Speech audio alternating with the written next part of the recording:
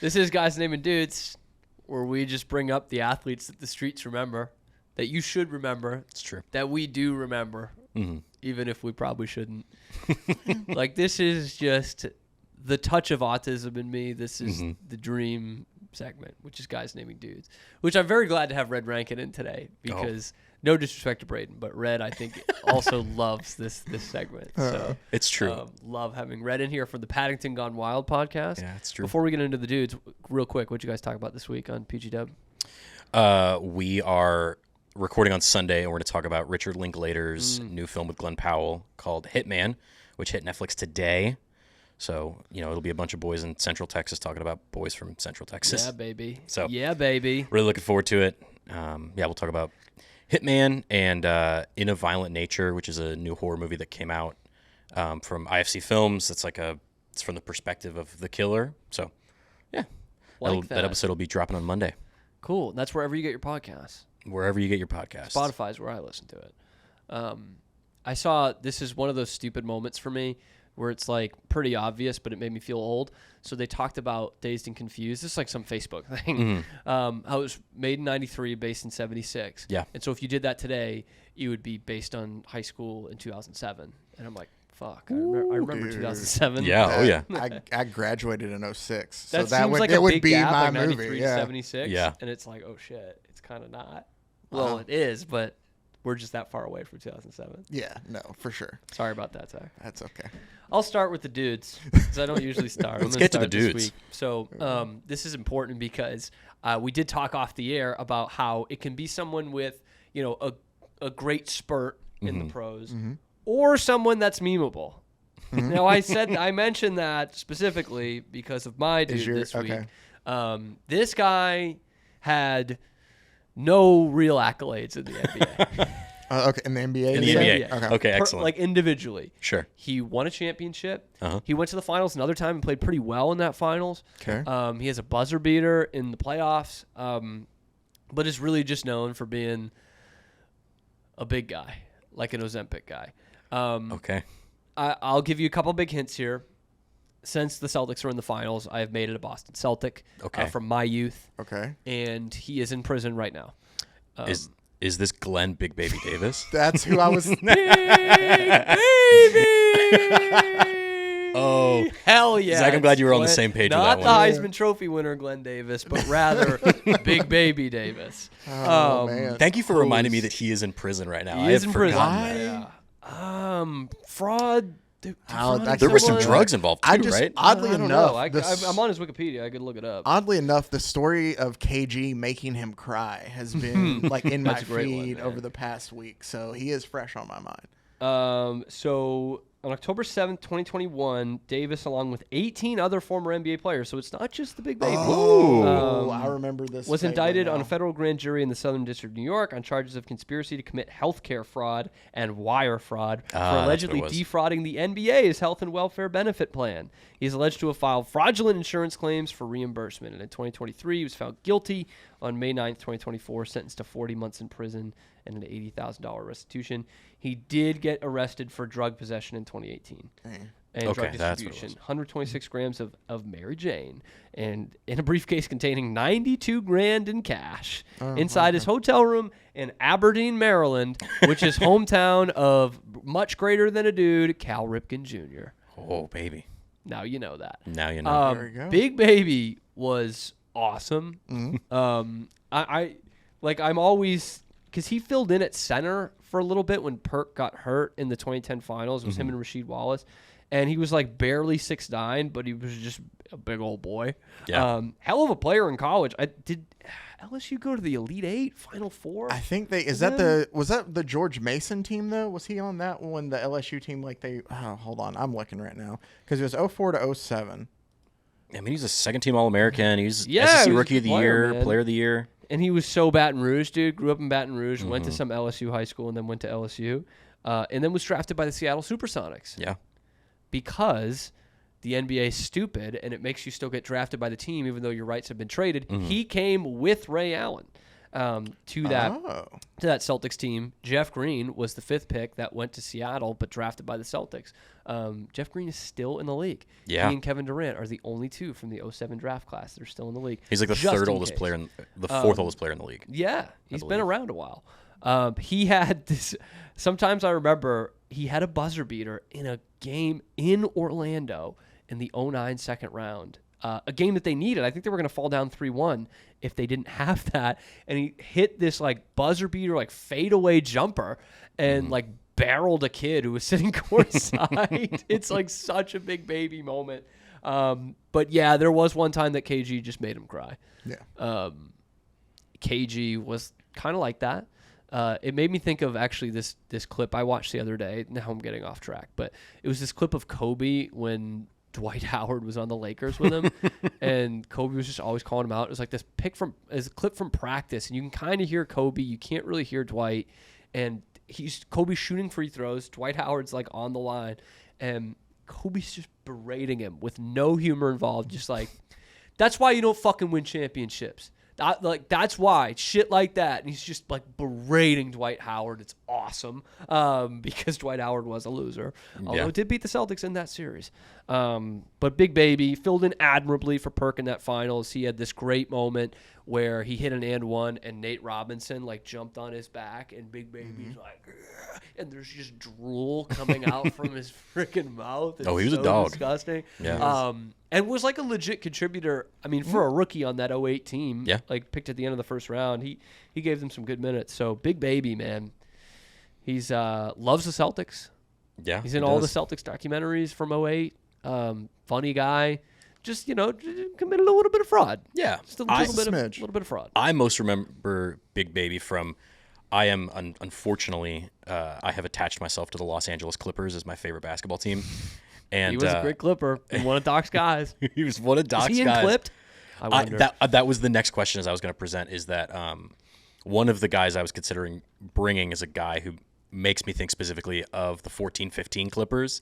He was not a Clipper during that season, but thinking of Big Baby during that season, and just that was towards the end of his NBA tenure. Yeah, and just like he played in the Canadian League after that. Yeah, and looking at him and looking at one of Doc's guys, and it was the first time in my Clippers fandom that I went, Doc might not be it. He's just bringing in his old guys. Him and Mike Budenholzer might be the worst coaches who have won a championship. Yeah, I think. Oh, that's tough. Yeah, I think Budenholzer is better than Doc. Oh, for sure. I'd like just pure coaching. And like I love Doc, and Doc was perfect for that 08 team. That's always what I say. Like it was, and I don't think he's like a terrible coach, but like he's not a great coach. He's not a Hall of Fame coach, which a lot of people thought he was, or was going to be at least. And you also look at the Celtics, like that was year 4 or 5, and they hadn't made any progress. Like not at all. And I mean, you can blame the GM, I guess, but like they were not a good team, and he was the perfect guy for having hungry veterans because he knew how to talk to them and stuff. And I guess that's half the battle in the NBA. But yeah, he's not great. Like Ty Lue is a decent coach. Yeah. Probably better than what we gave him credit for back then. And obviously that was the knock on Spoelstra. People thought this would be Spoelstra, and now he's like the best coach in the league. So anyway. Do you actually believe that he's the best coach in the league? Because I have a feeling that you think. I think he's right up there. Yeah. Oh, for sure. Like, I mean, he's top 3. Top 3 at the worst, I think. Yeah. I still like Rick Carlisle, but honestly, I think Spoelstra gets more out of his teams. Like, I mean, obviously I'm thinking more of Carlisle with the Mavericks. Like, this is a young Pacers team. They'll figure it out. Yeah, But I mean, I am a Thibodeau guy. I know Thibodeau has had his struggles as a head coach before, and the iron's hot for him again with that Knicks team. But I still love that he is making that brand of basketball work in 2024. Totally. And I bring that up because he might be the genius behind the 08 Celtics. He was Doc's right-hand man, and they were the best defensive team in the league, and Tibbs is the defensive genius. So anyway, Big Baby Davis, shout out to you. Hope you're doing well. We can get him on the show, I think, when he gets out. I think that's an attainable guest. We just have to wait. What'd you say, 40 months? Yeah.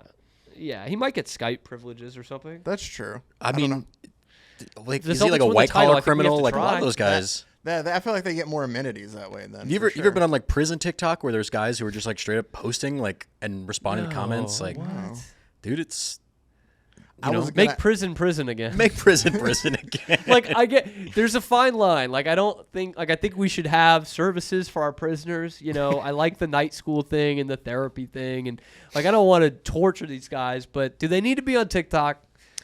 Just give them some rock hammers. We need to teach them a lesson. That's why they're in prison. They're gonna Andy Dufresne it. Just give them some rock hammers to make chessboards. Yeah, that's fine. This is not the segment at all, but in 2024, if you were to make Shawshank, what would the poster be that Andy Dufresne had that he covered up the hole? Sydney Sweeney. Sydney Sweeney would be a really good one. Sydney Sweeney here lately. Yeah, probably. But we also got to factor in. Andy Dufresne's like in his late 30s. That's true. So it'd be me. Who would I put on a poster? Well, I mean, we already called me old once this segment. We might as well do it again. Ooh. But Zach, Raquel Welch, we didn't call you old. But Raquel Welch is topical from the time that he's breaking out. Like it's the late 60s.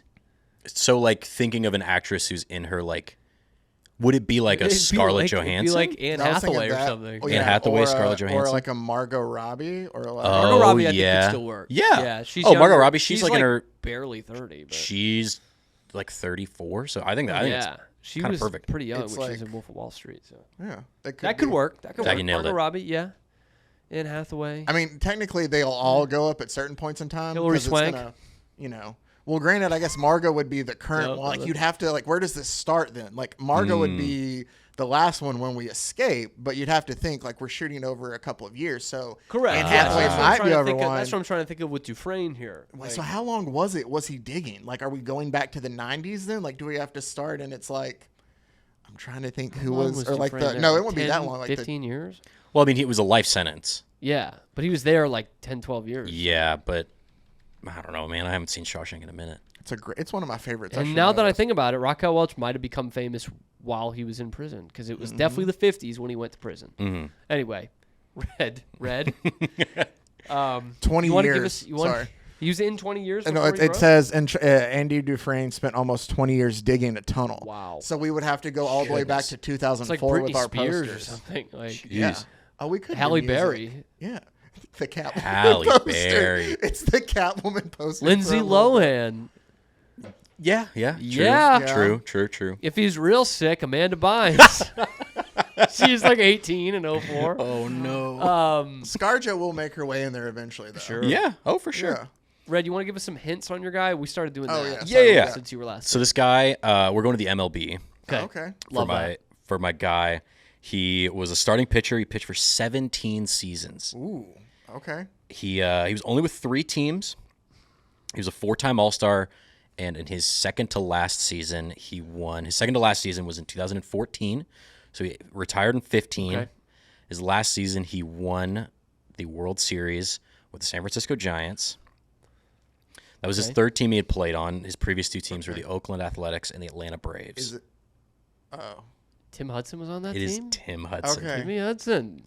It is Timmy Forgot Hudson. he was at the Giant stint. Yeah. See, I forgot about that too. When it was thinking Good for him and Zito both winning. That's who World I was Series thinking. with the Zito. I Giants. was thinking like Mulder. I was just thinking those A's rotations. Well, there's there for a bit. the other one. You just go to the other one. Well, yeah, that's true. Yeah. Tim Hudson, man, good pitcher in his prime. Yeah.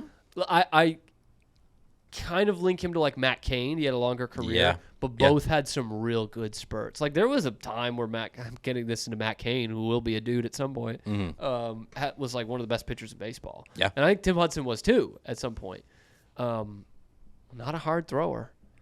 Yeah, I mean, he could paint. He was a guy who even like winning the World Series in 14. He started 31 games. Oh yeah, that was going to be the next thing. Always on the field. Mm-hmm. Always in the field. I mean, like twice led the league in starts with 35 starts. That's so sick. Sinker guy, dude. Yeah.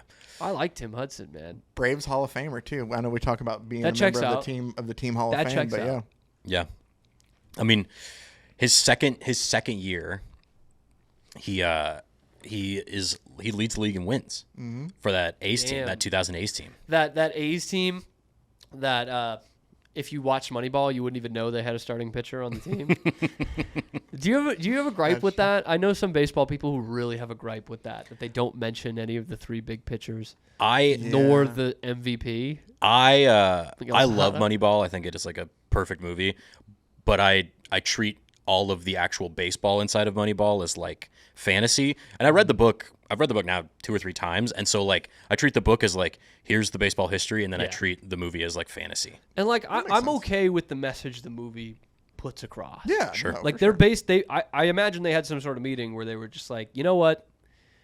Don't even mention that they have 3 of the best pitchers in the league and that they have the league MVP. Just don't. Yeah. Like, in order to sell our story, it needs to be about the money balling. Yeah. And so, like, I'm actually okay with that, especially because I'm one who looks up the historical accuracy right after a movie comes out, right after I watch it. It's pretty easy to go back and kind of see that. Yeah. And, like, what they did was still amazing. Maybe not as amazing as some people who just watch the movie think, but it's still pretty great. I love Moneyball, man. Yeah, me too. I mean, even thinking about, like, Jonah Hill's character is, like, he's one of the few people who is just a straight-up, like, fictional character. He's an amalgamation. It's kind of a mash of, I can't. DiPodesta. And DiPodesta and then... the other dude. But he's like a mash, an amalgamation of multiple characters in the book. We love a composite character. We do. Yeah. We do. We love a good composite I also... character. Philip Seymour Hoffman is my favorite actor of all time, and him as just bald, fat Art House. Dude, so good. it is so good. It's so sick. Like, and it's ends up sadly being kind of one of his last movie roles. I think he dies 2 years later. But like 3 years later, yeah. It's such a role where you're just like, why is he even doing this? But also like, I'm glad he's here. Yeah. I'm glad, and he nails it. Yeah, no, he's really good. Yeah. And he's in only a couple of scenes, but he rocks. It's Art Howe. Art Howe, baby. I just think of that clip when they're showing like the 20-game winning streak, and it's Philip Seymour Hoffman like really happy clapping on. I'm like, yes, man, this is what he was born to do. Like he put a year into trying to sound like Truman Capote, but this is really what he's supposed to be doing is Art Howe. So shout out to Art Howe. Shout out to Philip Seymour Hoffman. Shout out to Tim Hudson. Yeah. Yeah, good career, man. 17 years. Whew. Comeback player of the year. Yeah, that's a pretty dang good career, and I'm glad when those A's guys break out and actually win something. I think that's fun. They've got the scouting report. Sinker baller, yeah, using that pitch about half the time, 87-91, which was pretty good for a sinker velocity-wise back then. I mean, it's not even that much better now. And the cutter, that's just I love a guy who can do that, man. Doesn't even use the four-seamer, curveball, splitter. Also had a four-seam fastball, 88-90, but it was typically seen as his least used pitch. Yeah, not a super hard thrower. But love him. And an attacker. They say here his favorite pitch with 2 strikes to right-handed hitters was his cutter, and stayed with the sinker to lefties. Because you know what that means to me, to get real baseball wonky? That means he's throwing strikes with 2 strikes. Yeah. He's not – I hate a waste pitch unless you're like Chris Sale and your waste pitches are so good. Yeah. But, like, fucking attack these guys with 2 strikes. A little cut piece right on the outer half to a right-handed hitter, but it's going to be a strike. Even if he hits it, it's a ground ball. Like, yeah, I love that. Yeah. Zach? Well, for It's my your guy, turn. It is my turn. For my guy, I'm taking us to the third sport of the day. Figure we'll just do the trifecta. Shit, yeah. I have an NFL player for us to go Oh, over. amazing. Thought it was going to be cricket after the big win this week. Oh, yeah, I did see that. They go Team USA. Is it Team USA for? Yeah. It is. Team USA. Yeah. So this is a guy. It's actually the Confederate States when they play cricket.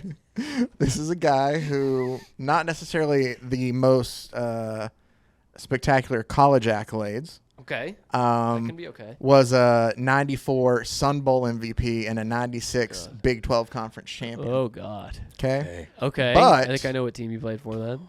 Okay. But once he got to the NFL. Oh, I think I know who this is. I think already? I know who this is. What? Did he wait? Nope. Can I ask one thing? I won't even say the name right away. Did he play at Marshall High School in San Antonio?